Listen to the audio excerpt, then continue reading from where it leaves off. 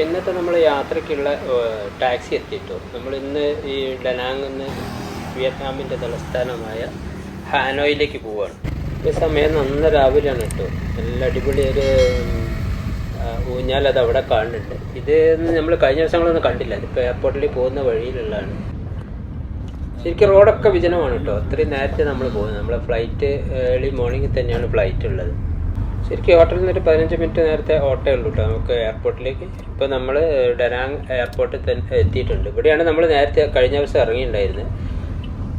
അപ്പോൾ ഈ എയർപോർട്ടിൻ്റെ ഈ ഏരിയകളൊക്കെ കാലിയാണ് കേട്ടോ. അത്രയും നേരത്തെ പുറപ്പെട്ടിട്ടുണ്ട് നമ്മൾ. എയർപോർട്ടിൻ്റെ അകത്തും വിശേഷിച്ച ആളുകളൊന്നും കാണാനില്ല. ഇനി നമുക്ക് ബോർഡിംഗ് പാസ് എടുക്കണം. ബോർഡിംഗ് പാസിൻ്റെ കൗണ്ടറുകളാണ് ആ കാണുന്നത്. സൈഡിൽ കൂടി കണ്ടില്ല, കുറേ നീണ്ട് കിടക്കുന്ന കൗണ്ടറുകളുണ്ട്. അപ്പോൾ അതാണ് ബോർഡിംഗ് പാസ് കൗണ്ടർ. അവിടേക്കൊന്ന് പോയി നോക്കട്ടെ. ഹായ് ഫ്രണ്ട്സ്, ഞാൻ ഗീതാനന്ദൻ. സ്മാർട്ടർ ട്രാവൽ മീഡിയയുടെ പുതിയൊരു എപ്പിസോഡിലേക്ക് സ്വാഗതം. ഞാനിപ്പോൾ ഡനാങ് എയർപോർട്ടിലാണ് കേട്ടോ. ഡൊമസ്റ്റിക് ടെർമിനലിലാണ് ഉള്ളത്. നമ്മൾ ഇന്ന് പോകുന്നത് ഹാനോയിലേക്കാണ്. അപ്പോൾ നമ്മൾ ബോർഡിംഗ് പാസ് ഒക്കെ ബോർഡിംഗ് പാസ് എടുത്തിട്ട് ഞാൻ പുറത്തിറങ്ങിയിട്ടുണ്ട്. നമ്മുടെ നാട്ടിലൊന്നും ബോർഡിംഗ് പാസ് ഉള്ളിൽ കയറി കഴിഞ്ഞാൽ പിന്നെ പുറത്തേക്ക് ഇറങ്ങാൻ പറ്റില്ല. അപ്പം ബോർഡിംഗ് പാസ് കിട്ടിയതിന് ശേഷമാണ് ഞാൻ ഇപ്പോൾ പുറത്തുള്ളത്. അപ്പോൾ ഇന്ന് ഹാനോയി ആണ് ഇന്നും നാളെയും നമ്മളെ പരിപാടി അറേഞ്ച് ചെയ്തിരിക്കുന്നത്. അപ്പോൾ ഹാനോയിലേക്കുള്ള യാത്രയില്ല. ഇതൊരു പഴയ എയർപോർട്ടാണ് കേട്ടോ. ഒത്തിരി വലിയ ആഡംബര ഇൻറ്റീരിയർ ഒന്നും കാണാനില്ല. എന്നാലും കുഴപ്പമില്ലാത്തൊരു എയർപോർട്ട്. ഒരു സിറ്റിക്ക് അടുത്ത് തന്നെയാണ് ഇത്. എൻ്റെ ബാക്കിലേക്ക് നോക്കിയാൽ കാണാം വലിയ ടൗണുകളാണ് ഇവിടെ. ടൗണിൻ്റെ അടുത്ത് തന്നെയാണ് ഇതുള്ളത്. അപ്പോൾ ഇനി സെക്യൂരിറ്റി ചെക്ക് ഉണ്ട്. സെക്യൂരിറ്റി ചെക്ക് കഴിഞ്ഞാൽ നമുക്ക് ഉള്ളിൽ കയറാം. ഇപ്പോൾ സമയം ഇവിടുത്തെ സമയം 6:30 ആയിട്ടേ ഉള്ളൂ. നമ്മളെ ഫ്ലൈറ്റ് 8:35 അപ്പോൾ കുറച്ച് സമയമുണ്ട്. അപ്പോൾ ഇനി സെക്യൂരിറ്റി ചെക്ക് ചെയ്യേണ്ട ആ പണി മാത്രമേ ഉള്ളൂ. അപ്പോൾ ഫ്ലൈറ്റൊക്കെ ഓൺ ടൈമാണ്. അപ്പോൾ ഇനി ഹാനോയിലെ വിശേഷങ്ങൾ. ഹാനോയിൽ നമ്മൾ എത്തുമ്പോൾ നമ്മൾ അവിടെ ഒരു ടാക്സി ഏർപ്പാടാക്കിയിട്ടുണ്ട്. അപ്പോൾ അത് കഴിഞ്ഞ് ഹോട്ടലിൽ പോകണം. ഉച്ചയ്ക്ക് ശേഷമായിരിക്കും നമ്മൾ ഇന്നത്തെ കറക്കം തുടങ്ങുള്ളൂ. അപ്പോൾ ഓക്കെ, നമുക്കിനി സെക്യൂരിറ്റി ചെക്കൊക്കെ നോക്കട്ടെ.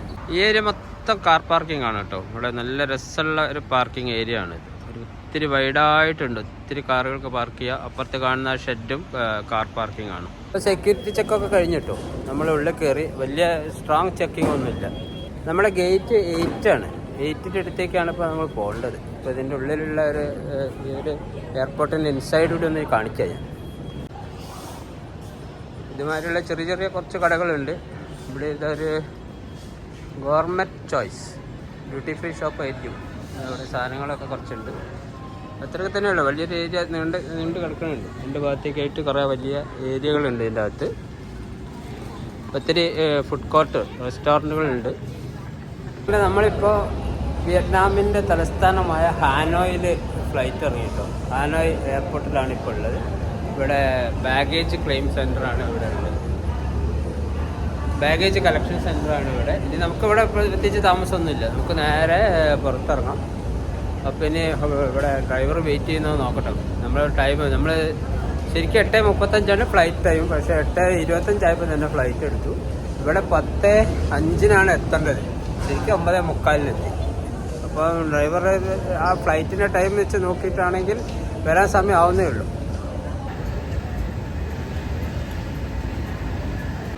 ഉണ്ട്. അപ്പോൾ നമ്മൾ ആൾ വന്നിട്ടുണ്ട് കേട്ടോ ഇവിടെ. നമ്മളെ ഡ്രൈവർ ഇവിടെ ഓൾറെഡി വന്നിട്ടുണ്ട്. പുള്ളിയാണ് നമ്മളെ വെയിറ്റ് ചെയ്യുന്ന ആൾ. ഹായ്. അങ്ങനെ നമ്മൾ എയർപോർട്ടിൽ പുറത്തിറങ്ങിട്ടോ. നമ്മളെ പ്ലേ കാർഡ് പിടിച്ചിട്ട് നമ്മളെ വെയിറ്റ് ചെയ്തത് ടൂർ ഗൈഡാണ്. പിന്നെ അങ്ങേര് ടാക്സിക്ക് വേണ്ടി വിളിക്കുന്നുണ്ട്. കുറേ ദൂരം എവിടെയാണ് നമ്മളെ വണ്ടി പാർക്ക് ചെയ്തിരിക്കുന്നത് തോന്നുന്നു. അങ്ങനെ നമ്മളെ വണ്ടി വന്നിട്ടോ. നമുക്ക് നേരെ ഹോട്ടലിൽ എത്തിയിട്ട് കുറച്ച് നേരം റെസ്റ്റ് ചെയ്യാം. ഉച്ചയ്ക്ക് ശേഷം നമുക്ക് ടൂർ പരിപാടികൾ ആരംഭിക്കാം. അപ്പം ഹാനോയിൽ നമ്മൾ ടാക്സി കയറിയിട്ടോ. പുള്ളിയാണ് നമ്മുടെ ഡ്രൈവർ. പിന്നെ ഇവിടുന്ന് ഏകദേശം ഒരു 35 കിലോമീറ്റർ, ഏകദേശം 35 മിനിറ്റ്സ് വരും. ടൈം എടുക്കുന്ന പറഞ്ഞു. എയർപോർട്ട് എൻട്രി ഫീ ഒക്കെ കൊടുത്ത് നമ്മൾ പുറത്തിറങ്ങിട്ടോ. പുറത്ത് ഇന്നും ശരിക്കും ഒരു മേഘം മൂടിക്കെട്ടിയ ഒരു അന്തരീക്ഷം കേട്ടോ. വലിയൊരു ബ്രിഡ്ജ് അത് മുന്നിൽ കാണുന്നുണ്ട്. ഇവിടെയും നദികളെയും കടപ്പുറമൊക്കെ ഉള്ള ഒരു സ്ഥലം തന്നെയാണ് തോന്നിട്ടു. അടിപൊളി ഒരു നീണ്ട് കിടക്കുന്ന ഒരു ബ്രിഡ്ജാണ് നമുക്ക് മുന്നിൽ കാണുന്നത്. ഈ ബ്രിഡ്ജ് കയറിയിട്ട് ഒത്തിരി സമയമായിട്ടു.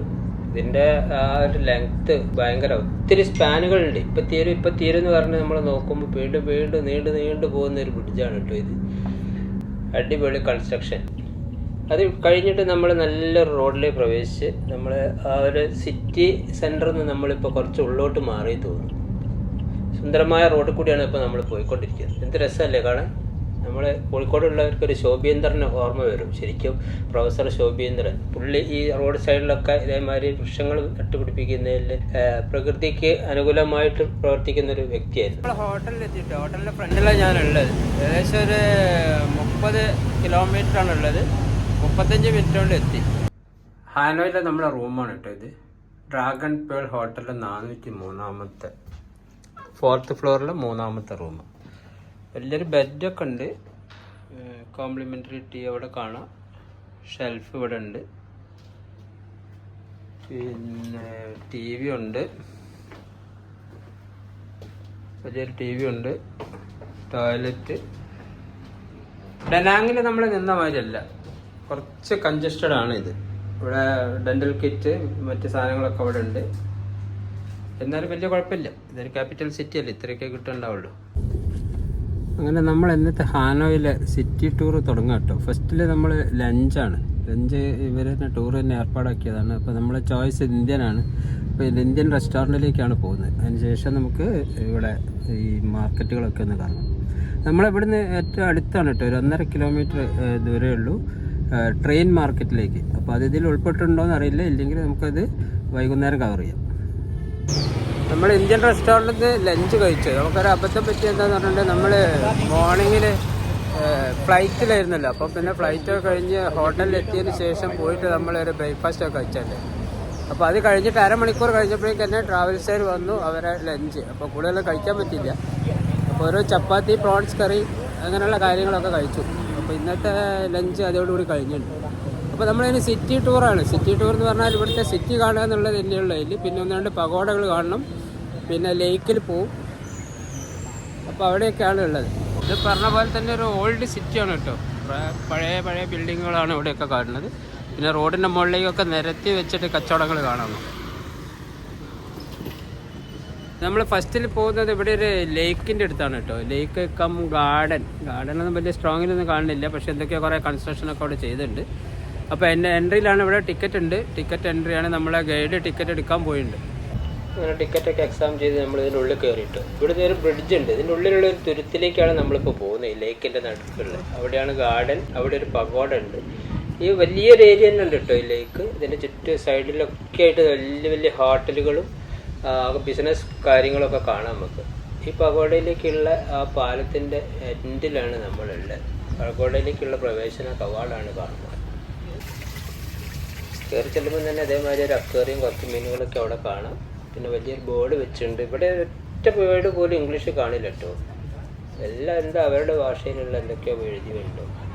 അപ്പോൾ നല്ലൊരു ഗാർഡൻ എന്നൊക്കെ പറഞ്ഞാലും വലിയ കുഴപ്പമില്ല. കാറ്റൊക്കെ കൊണ്ട് ഇരിക്കാൻ പറ്റിയ നല്ലൊരു സ്ഥലമാണ്. ഇതാണ് ഇതിൻ്റെ അകത്തുള്ള ഒരു ക്ഷേത്രം. അപ്പോൾ അത് ഇവിടുത്തെ എന്താ ആ ദൈവത്തിൻ്റെ പേരൊന്നും ഇപ്പോൾ അവർ പറഞ്ഞിട്ടുണ്ടായിരുന്നു, അത് ഞാൻ ഓർക്കണില്ല.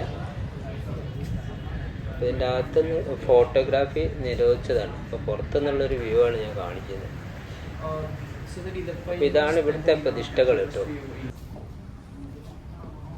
ചെറിയ തോതിലൊക്കെ സൈഡിൽ നിന്നൊക്കെ കിട്ടിയ വ്യൂസാണിത്. അത്രേ പറ്റുള്ളൂ. നമുക്ക് അവരുടെ ആ നിയമങ്ങളൊക്കെ പാലിച്ചാലേ പറ്റുള്ളൂ.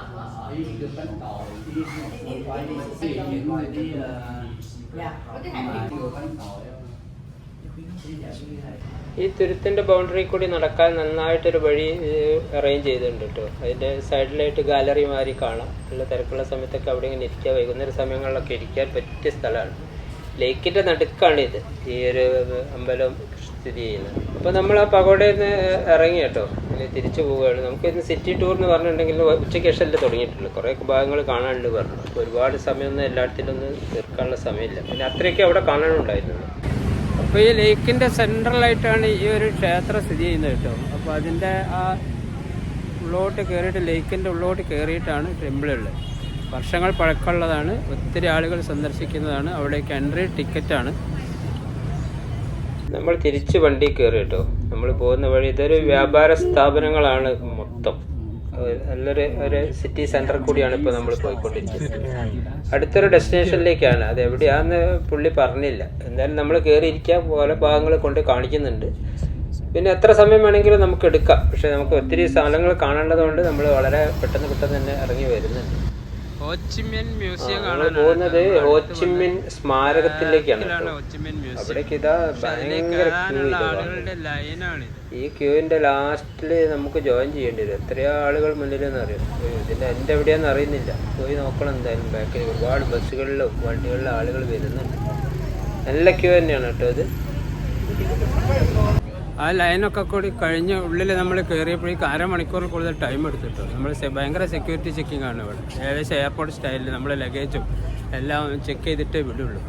അങ്ങനെ ഒത്തിരി സമയം എടുത്തു. ഇനി ഇവിടുന്ന് കുറേ അങ്ങ് നടക്കണം നമുക്ക് ഹോച്ചിമിൻ മ്യൂസിയത്തിലേക്ക്. അവിടേക്ക് നടക്കുകയാണ്. ബാക്കിൽ കാണാം നല്ല അന്തരീക്ഷം കേട്ടോ. അവിടെ എത്തണം നമുക്ക്. നല്ലൊരു ആംബിയൻസ് ആട്ടോ ഇവിടെ. നല്ല അത്യാവശ്യം നല്ല ഗാർഡനൊക്കെ സെറ്റ് ചെയ്ത് ഇതാ വലിയൊരു ബാമ്പുവിൻ്റെ ഒരു ഏരിയ ഇതാ ഇവിടെ. പിന്നെ ഇതാ ഹോച്ചിമിൻ മ്യൂസിയം. എന്താ കാണുന്നതെന്ന് അറിയില്ല. എല്ലാ മ്യൂസിയവും ഞാൻ എവിടെ പോയാലും ഒഴിവാക്കലാണ്. ഇവിടെ ഇപ്പോൾ നമ്മൾ സിറ്റി ടൂറിൽ ഇത് ഉൾപ്പെടുത്തിയത് കൊണ്ട് വേറെ നിവൃത്തിയില്ല. അപ്പോൾ ഒന്ന് കയറി നോക്കാം. നമ്മൾ മ്യൂസിയത്തിലേക്ക് പോകുന്ന വഴി തന്നെ ഇതേമാതിരി നൂറ്റാണ്ട് പഴക്കമുള്ളൊരു ക്ഷേത്രമുണ്ട് കേട്ടോ. അപ്പോൾ അവിടെ തൊഴുതിട്ട് നമുക്ക് അങ്ങോട്ട് പോവാം. പിന്നെ നമ്മൾ ഈ ഹോച്ചിമിൻ മ്യൂസിയത്തെ പറ്റി പറയുകയാണെങ്കിൽ, ഹോച്ചിമിനെ പറ്റി പറയുകയാണെങ്കിൽ വിയറ്റ്നാം യുദ്ധത്തിൽ അമേരിക്കയെ പരാജയപ്പെടുത്തുന്നതിന് നേതൃത്വം നൽകിയ വ്യക്തിയാണ് ഹോച്ചിമിൻ. ശരിക്കും അമേരിക്ക ആരോടെങ്കിലും പരാജയപ്പെട്ടിട്ടുണ്ടെങ്കിൽ അത് ഈ ഹോച്ചിമിൻ്റെ അടുത്ത് മാത്രമാണ്. യുദ്ധത്തിന് ശേഷം സ്വതന്ത്രമായ വിയറ്റ്നാമിൻ്റെ ആദ്യ പ്രധാനമന്ത്രിയും ഈ ഹോച്ചിമിനാണ്. 1890 മെയ് 19 ജനിച്ച ഹോച്ചിമിൻ 1969 സെപ്റ്റംബർ 2 മരിക്കുന്നത്. കനത്ത സെക്യൂരിറ്റി ആട്ടോ ഈ സ്മാരകത്തിന് മുന്നിലുള്ളത്. ഒത്തിരി പോലീസുകാരെയൊക്കെ അവിടെ കാണാം. ആ വൈറ്റ് യൂണിഫോം ഒക്കെ പോലീസാണ്. പിന്നെ അത്ര അടുത്തേക്കൊന്നും നമുക്ക് പോകാൻ പറ്റില്ല. ഈ ഫ്രണ്ട് കാണുന്ന ആ കോൺക്രീറ്റ് ചെയ്ത ഭാഗത്തേക്കൊന്നും നമുക്ക് കയറാൻ പറ്റില്ല. അതിൻ്റെയും പുറത്തുകൂടിയേ നമുക്ക് നടക്കാൻ പറ്റുള്ളൂ. അത്രയും സെക്യൂരിറ്റിയാണ് ഇവിടെ ഉള്ളത്. ഈ കാണുന്ന ബിൽഡിംഗ് ഇവരുടെ പാർലമെന്റ് മന്ദിരമാട്ടോ. പാർലമെന്റ് മന്ദിരത്തിന്റെ തൊട്ട് മുന്നിൽ കൂടി തന്നെയാണ് പബ്ലിക് റോഡും കടന്നു പോകുന്നത്. ഇനി ഇവിടുത്തെ പ്രസിഡന്റിന്റെ വീടുണ്ട്. വീടിന്റെ ഫ്രണ്ടിലേക്ക് ആണ് നമ്മളിപ്പോൾ ഉള്ളത്. അതിൻ്റെയും ഫ്രണ്ടിൽ കൂടിയൊക്കെ തന്നെ ഇഷ്ടംപോലെ വാഹനങ്ങൾ കടന്നു പോകുന്നത് നമുക്ക് കാണാൻ പറ്റും. പ്രസിഡന്റിന്റെ കൊട്ടാരത്തിന്റെ മുന്നിലാണ് കേട്ടോ ഇപ്പോൾ നമ്മളുള്ളത്. ഇവിടെ നിന്ന് നേരെ അങ്ങോട്ടേക്ക് ഒരു ക്യാമറ വെച്ച് ഫോട്ടോ എടുക്കുന്നത് അത്ര ഉചിതമല്ല. കാരണം അവിടെ ഇവിടെയൊക്കെ പോലീസുണ്ട്. അപ്പോൾ എന്തെങ്കിലും ഒരു പ്രസിഡന്റ് വീട്ടിലേക്ക് നമ്മൾ ഫോക്കസ് ചെയ്യുമ്പോൾ അതൊരു ബുദ്ധിമുട്ടല്ലേ. അപ്പോൾ ഞാൻ സൈഡിൽ കുറേ മാറി നിന്നിട്ടാണ് ഇത് എടുക്കുന്നത്. നേരെ ആ കാണുന്ന നമ്മളെ ഫ്രണ്ടിൽ ഇപ്പോൾ 2 ഭാഗത്ത് കൊടി വെച്ചിരിക്കുന്നതാണ് പ്രസിഡന്റിന്റെ കൊട്ടാരം. കറക്റ്റായിട്ട് കിട്ടുന്ന ഏതെങ്കിലും ഒരു വ്യൂ ഉണ്ടെങ്കിൽ ഞാൻ കാണിച്ചിട്ടു. ഇവിടുന്ന് നേരെ നോക്കിയാൽ കാണുന്നത് ഇത് 2 ഭാഗത്തും കൊടി വെച്ചിട്ട്, ഒരു ഭാഗത്ത് വിയറ്റ്നാമിന്റെ കൊടിയാണ്, മറ്റേത് സൗത്ത് ആഫ്രിക്കന്റെ കൊടിയാണ്. ഇന്ന് സൗത്ത് ആഫ്രിക്കൻ പ്രസിഡന്റ് ഇവിടെ സന്ദർശിക്കുന്നുണ്ട്. എന്നിട്ട് പോലും അത്ര ഒരുപാട് പ്രൊട്ടക്ഷൻ ഒന്നും ഇവിടെ കാണുന്നില്ല. അപ്പം നമ്മൾ അവിടുന്ന് നീങ്ങി കേട്ടോ. നല്ലൊരു പ്രസിഡന്റ് കൊട്ടാരത്തിൻ്റെ ആ ഏരിയ കൂടിയൊക്കെ തന്നെ നല്ലൊരു ഗാർഡനൊക്കെ വെച്ചിട്ട് വളരെ മനോഹരമാക്കിയിട്ടുണ്ട്. ഉള്ളിലേക്കാണ് കൊട്ടാരം കിടക്കുന്നത്. ഇത്രയേ നമുക്ക് കാണാൻ പറ്റുള്ളൂ. പക്ഷെ ഇവിടെ നിന്ന് ഫോട്ടോ എടുത്തതിനൊന്നും ഒരു വലിയൊരു വിഷയമൊന്നും ഉണ്ടായില്ല കേട്ടോ.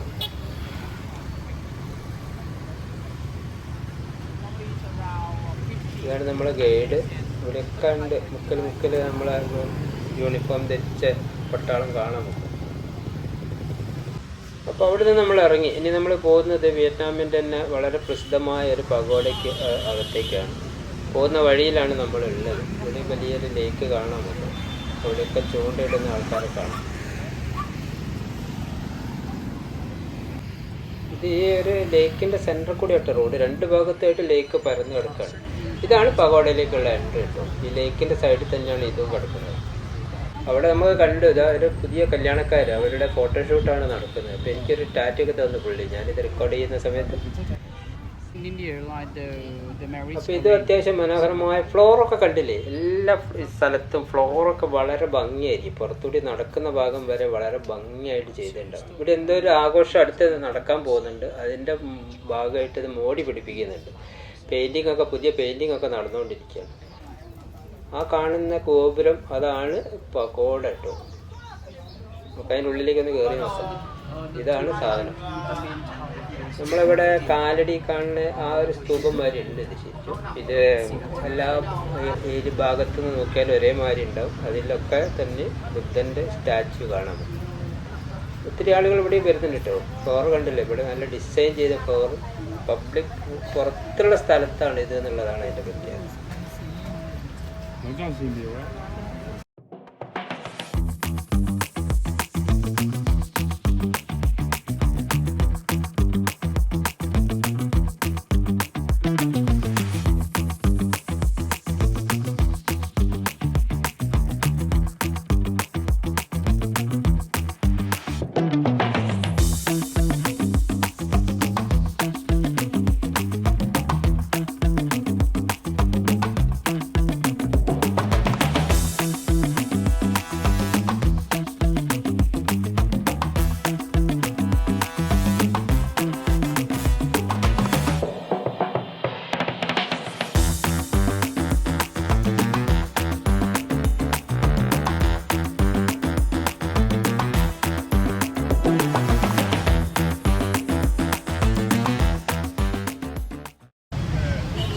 വിയറ്റ്നാമിലൊരു 1000 വർഷം പഴക്കമുള്ളൊരു ടെമ്പിളിലാണ് കേട്ടോ നമ്മളുള്ളത്.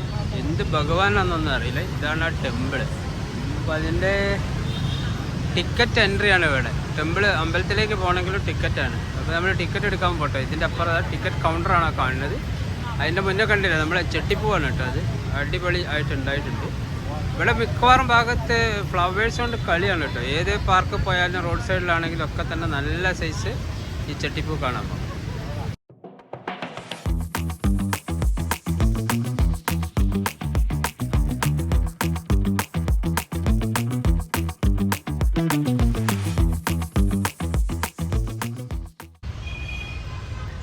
ശരിക്ക് 1000 വർഷമുള്ള അമ്പലമാണെങ്കിൽ ഇതൊരു ശരിക്കൊരു പാർക്കായിട്ടാണ് ഇത് കാണുന്നത്. ശരിക്കും ഒത്തിരി സ്ഥലങ്ങളുണ്ട്.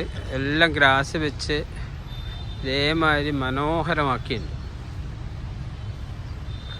ശരിക്കും ആ കാലവർഷം വർഷങ്ങൾ ഇതിൽ കാണുന്നുണ്ട് കേട്ടോ. എല്ലാം ഒരു നാശത്തിൻ്റെ വക്കിലാണ്, അതേമാതിരി നിൽക്കുകയാണ്. അത്യാവശ്യം വേണ്ട എന്തെങ്കിലും മെയിൻ്റനൻസ് ഒക്കെ നടത്തിയിട്ടുണ്ടാവും, അല്ലെങ്കിൽ ഇത് ഇങ്ങനെ നിന്ന് കിട്ടാൻ ബുദ്ധിമുട്ടാണ്.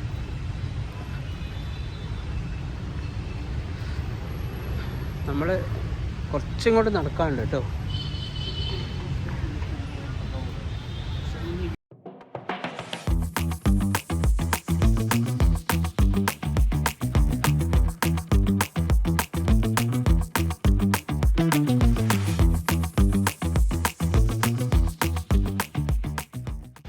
ഇതാണ് കേട്ടോ 1000 വർഷം പഴക്കമുള്ള ക്ഷേത്രം. ശരിക്കും ആ പഴക്കം അവിടെയൊക്കെ തോന്നിക്കുന്നുണ്ട്. ചുറ്റും 4 പാടും നടുമുറ്റമൊക്കെ ആയിട്ടുള്ള ഒരു സംഭവമാണ് ഇവിടെ കാണുന്നത്.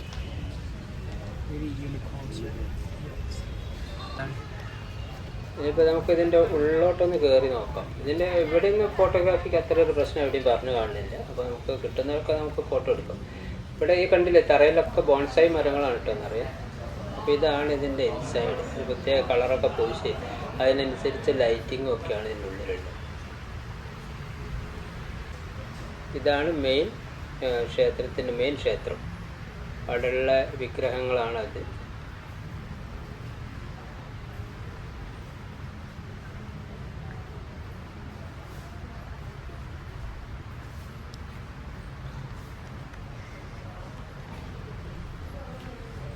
ഇതൊക്കെ മരത്തിലാണ് കേട്ടോ. സൈഡ് കാണുന്ന കാര്യങ്ങളൊക്കെ മരമാണ്. ഫുള്ളി മരത്തിലുള്ളതാണ്. അതും വർഷങ്ങൾ 1000 വർഷം പഴക്കമുള്ളതെന്ന് പറയുമ്പോൾ നമുക്ക് ശ്രദ്ധിക്കാമല്ലോ. അപ്പോൾ ഇത്രയൊക്കെയാണ് ഇവിടെ കാണാനുള്ളത്. ഇനിയിപ്പോൾ നമുക്ക് അടുത്തൊരു ഡെസ്റ്റിനേഷനിലേക്ക് പോവാം.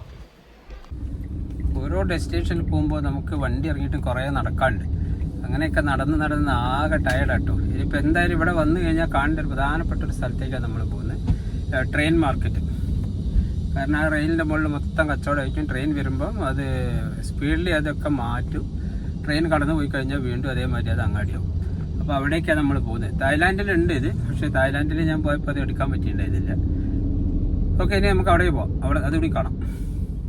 അങ്ങനെ നമ്മൾ ആ ട്രെയിൻ മാർക്കറ്റിൻ്റെ ഏരിയയിൽ എത്തിയിട്ടു. മാർക്കറ്റൊക്കെ ഇവിടെ കാണാം, റെയിൽ കാണാം. പക്ഷേ ട്രെയിൻ ഇനി കുറേ സമയം പിടിക്കും, 2 മണിക്കൂർ കഴിയുന്നതാണ്. അപ്പോൾ അവിടേക്കൊന്നും ഇപ്പോൾ ആളെ കയറ്റി, ആ റെയിലിൻ്റെ അടുത്തേക്കൊന്നും ആളെ കയറ്റി വിടുന്നില്ല. അവിടെ ഒരു സെക്യൂരിറ്റി എന്നിട്ട് തടയുന്നുണ്ട്. 2 ഭാഗത്തേക്ക്, അതിൻ്റെ സെൻറ്ററിൽ കൂടി ആയിട്ട് റോഡുണ്ട്. അതിന് 2 ഭാഗത്തേക്കായിട്ട് പോയി കാണാം. 2 ഭാഗത്ത് ഈ റെയിലിൻ്റെ ശരിക്കും ട്രെയിനിൻ്റെ വീഡിയോയിൽ നോക്കുമ്പം ബിൽഡിങ്ങിനെ തട്ടിക്കൊണ്ടുള്ള മാതിരിയാണ് ഇതിൻ്റെ ഒരു കൺസ്ട്രക്ഷൻ കേട്ടോ. അതിന് ചുറ്റുമുള്ള നല്ല അടിപൊളി കടകൾ, ഇതിപ്പോൾ ന്യൂ ഇയറിന് ക്രിസ്മസിനെയൊക്കെ വരവേൽക്കാനുള്ള ലൈറ്റുകളാണ്, അതിൻ്റെ ഒരു കച്ചവടമാണ്. ആ സമയത്താണ് ഇപ്പോൾ ഞാൻ അവിടെ ഉണ്ടായിരുന്നത് കേട്ടോ. പബ്ലിഷ് ചെയ്യാൻ കുറച്ച് ലേറ്റ് ആകുന്നുണ്ട്. അപ്പോൾ ഇന്നത്തെ ഒരു സിറ്റി ടൂർ ഇതോടുകൂടി തീരും. അപ്പോൾ ഒത്തിരി നമ്മൾ നടന്നിട്ടുണ്ട്, വളരെ കുറഞ്ഞൊരു പോർഷനെ ഞാനിത് ഷെയർ ചെയ്തുള്ളൂ. അപ്പോൾ നമ്മൾ ട്രെയിൻ മാർക്കറ്റ് കാണാൻ പോയി. അപ്പോൾ ട്രെയിൻ മാർക്കറ്റ് എന്ന് പറഞ്ഞിട്ട് ആ റെയിലിനോട് ചേർന്നുകൊണ്ട് രണ്ട് ഭാഗത്തായിട്ടുള്ള കച്ചവടങ്ങളെ ഇവിടെ ഉള്ളൂ. പക്ഷെ തായ്ലാൻഡിൽ അതല്ല. തായ്ലാൻഡിൽ ഈ ട്രെയിൻ വരുന്നതിൻ്റെ മുമ്പ് ആ പാളം കാണാത്ത സൈസിൽ കച്ചവടങ്ങൾ ഉണ്ടാവും. ഷീറ്റൊക്കെ പാളത്തിലേക്ക് കയറി നിന്നിട്ട് പിന്നെ ആ ട്രെയിൻ വരുന്ന സമയത്ത് അതൊക്കെ ഓരോന്നോരോന്ന് രണ്ട് സൈഡിലേക്ക് മാറിക്കൊണ്ടാണ് ട്രെയിൻ കടന്നു പോകുന്നത്. പക്ഷെ അത്രയും ഒരു ഇത് ഇവിടെ കാണുന്നില്ല. പക്ഷെ ഞങ്ങൾ ചെന്ന സമയത്ത് ട്രെയിനിൻ്റെ സമയമല്ല. ട്രെയിൻ പിന്നെ 2-3 മണിക്കൂർ കൂടി കഴിഞ്ഞാലേ ട്രെയിൻ ഉണ്ടാവുള്ളൂ. അതുകൊണ്ട് അവിടെ തിരിച്ചു പോന്നു. പിന്നെ ഇന്ന് മൊത്തമായിട്ട് ടയേർഡാണ്. രാവിലെ 4:30 എണീറ്റ് പിന്നെ ഫുള്ള് യാത്ര, ട്രെയിൻ വന്ന് പിന്നെ ഇവിടെ വന്ന് ബ്രേക്ക്ഫാസ്റ്റും ലഞ്ചൊക്കെ ഏകദേശം ഒരേ സമയത്ത് കഴിച്ചു. അപ്പോൾ പിന്നെ കുറേ സ്ഥലത്ത് പോയതൊക്കെ അധികം നല്ല വെയിലാണ് ഇവിടെ. അപ്പോൾ അങ്ങനെ ഒക്കെ ടയർഡാണ്. അപ്പോൾ നേരെ ഞാൻ റൂമിലേക്ക് തിരിച്ചു. ഇനി ഒന്ന് ഫ്രഷായിട്ട് ഡിന്നർ കഴിക്കണം. പിന്നെ ഇവിടെ അടുത്തേതെങ്കിലും ഇതിൽ കുറച്ച് നടന്നിട്ട് ഏതെങ്കിലും ഒരു ഹോട്ടലിൽ ഭക്ഷണം കഴിക്കണം. അതാണൊക്കെ പരിപാടി. ഇനിയിപ്പോൾ നാളെ ഞങ്ങൾക്ക് പോകാനുള്ളത് ഒരു 1 ഡേ ട്രിപ്പാണ്. അതിനെപ്പറ്റി ഞാൻ നാളെ പറയാം. അപ്പോൾ ഈ വീഡിയോ നിങ്ങൾക്ക് ഇഷ്ടപ്പെട്ടിട്ടുണ്ടെങ്കിൽ ലൈക്ക് ചെയ്യണം, തീർച്ചയായിട്ടും ഷെയർ ചെയ്യണം. പിന്നെ സബ്സ്ക്രൈബ് ചെയ്യാത്തവരുണ്ടെങ്കിൽ സബ്സ്ക്രൈബ് ചെയ്യണം. നിങ്ങളുടെ വിലയേറിയ അഭിപ്രായങ്ങളൊക്കെ കമൻറ്റ് ബോക്സിൽ രേഖപ്പെടുത്തണം. അപ്പോൾ ഓക്കെ, പുതിയൊരു വിയറ്റ്നാം വീഡിയോ കാണും വരെ ബൈ.